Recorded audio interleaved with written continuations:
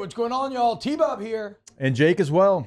And you're about to watch a little OTB LSU. We're going to give you all the latest, greatest between LSU football, baseball, women's basketball, softball, and everything in between. Bottom line, if you want to talk Tigers, keep it locked, subscribe, like it, and we hope you enjoy it. I had about 3 different ways I wanted to start the conversation. I was maybe going to say, could I interest you in the top 10 transfer portal player and the number 1 cornerback in the entire transfer portal? Because that's what you got yesterday in Virginia Tech's Mansoor's Delane. Mansoor is a great name. It's a very regal sounding name. Yeah. Mansoor Delane. Yeah. Him and Thurl Ravenscroft like to weekend together in the Hamptons. But Mansoor Delane, coming over to Virginia Tech, he's played a lot of football at a very high level. He started 33 games. He was a freshman All-American. Yeah. 3rd-team All-ACC last year, which I'm a bit shocked he was 3rd team given the raw numbers, in that he seems like these numbers would get you higher. In 2023, Mansoor, 4 picks, 7 PBUs, 2 forced fumbles. The LSU says he can play outside, he can play nickel, he can play safety. Again, this is a top 10 portal player in the entire country and at least ESPN's number 1 portal corner. So it's another huge addition, a guy that you think could step in and play immediately with 1 year of eligibility remaining, and more talent for Corey Raymond to throw against that wall, which that group now, guys, has gone from weakness to strength. I mean, you look at bringing in the new recruits, you look at the continued development of Woodland and Stamps, and then getting old cat from Florida. I got Jabari Greer on the mind. No, not DJ Pickett. No, he'd be in the recruits. Jakeem Jackson. I don't know why I had Jabari Greer in mind. But you get Jakeem Jackson, who started at Florida, was the number 3 corner in his class, and now you get Mansoor Delane. Like, you actually have a group where you are starting, I don't want to get too over my skis here, but it's starting to feel a bit like DBU again in that cornerback room under Corey Raymond. So this is what we talked about last week, I think it was, in chasing production and not chasing former stars in the portal. Like, this is the epitome of that. You have a player that has played a lot of football. You have players that have played a lot of football. They've played in Power 5 or Power 4 now conferences. And that's what you need. You need production. You need guys that you have seen go through the fire of what it's like to play in a major conference. You need to add those players to what you've done in high school recruiting. So far, like, I've really enjoyed seeing them chase production and not stars, because they've been burned by chasing stars in the portal. And not just LSU. I mean, a lot of people. And I'm not saying that you don't. If there's one guy and maybe you know him, maybe you were close in his recruiting, it came down to you and you feel like he can help you. But when you chase guys that used to be something that they didn't turn out to be, because, look, you get it wrong all the time. Both ways. 2 stars can be superstars. 5 stars can be duds, right? And so you have to do your due diligence, and you have to say, what do we need right now?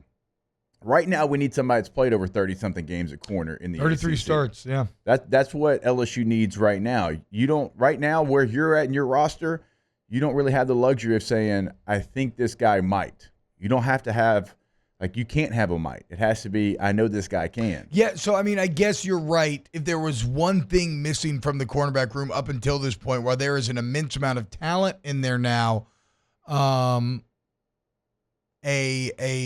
very veteran leader would maybe be the one piece missing. No, Stamps and Woodland are kind of, but we're kind of getting there if you think about them projecting forward to next season. But yes, this is by far your most experienced player at that position, and so he can step in and kind of be a leader and potentially start there day one. And again, has some versatility in terms of, does he win an outside job? Does he become the nickel guy?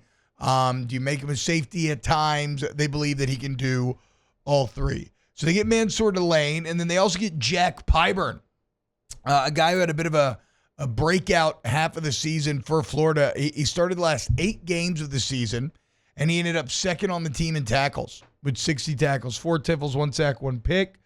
I love his look, has big, crazy white boy energy. It does beg the question, though, guys. Are there too many crazy white boys on the LSU defense right now? I mean, we got 3 Weeks brothers. You now have Pyburn, and you have Dylan Carpenter, who looks like he'll probably play a bigger role next year. That's a lot, Jake. I mean, I think it's always good to have 1 or 2 in the mix, but Pyburn, we'll see if he pushes this over the top or not. But I mean, I do love his look. He looks mean and nasty.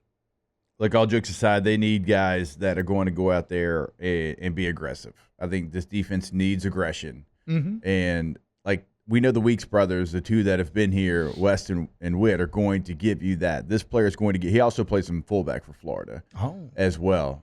So he was a little bit of a two-way player. Travis Hunter, Jack Pyburn, same guy. Well, I mean, I said yesterday, I do think more people could actually play both ways. There you go, and then you get Pyburn. Coaches just don't ask him to do so. Look, he had some interesting demands of Florida. To be guaranteed to play on third down. I think it was like $65,000 per month. I mean, it got out there, and that was one of the things. I have to get. Do you have those Tay pulled up? Don't love this. I can get them. I think I can. Kind of takes away from the crazy white boyness. It's a little more prima donna.